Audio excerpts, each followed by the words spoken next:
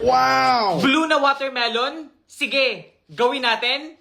Let's go! Dahil nag-crave ako ng blue na watermelon, gawin natin siya. So, una natin gagawin, slice lang natin siya. Ayan. Mga dito.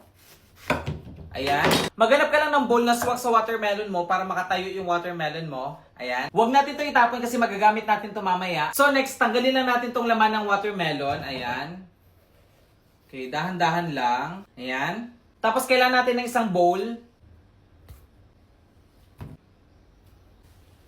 So, tanggalin lang natin lahat ng laman ng watermelon. Dapat wala talaga siyang matirang laman. So, natanggalan ko na siya ng watermelon sa loob. So, ganito yung itsura niya kapag natanggalan mo na siya ng watermelon. And sobrang linis niya na. At eto yung mga nakuha nating watermelon sa loob. Ayan, hindi ito masasayang kasi pwede itong kainin agad or pwede siyang i-shake. So, iset aside lang natin ito at mag-prepare na tayo ng tubig. So, maglagay na tayo ng jelly mix. Ayan, blue sana yung bibilin ko kaso wala akong nahanap na blue na jelly or gulaman. Kaya eto na lang. Ayan, haluin lang natin. So, dagdagan natin siya kasi last time yung ginawa ko, kinulang siya sa gulaman, kaya hindi siya kumapit. Ito, dadamihan na natin. Tignan lang natin. Tapos, haluin ulit natin. At dito na tayo sa exciting part, maglalagay na tayo ng food coloring na color blue. Malamang. Okay. Patak-patak lang. 1.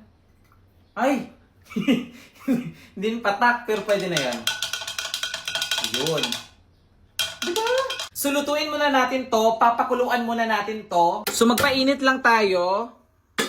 Tapos ilagay na natin to. Tapos dagdagan pa natin ng tubig.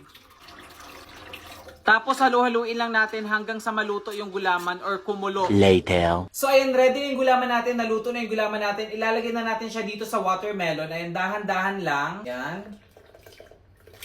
Ayun.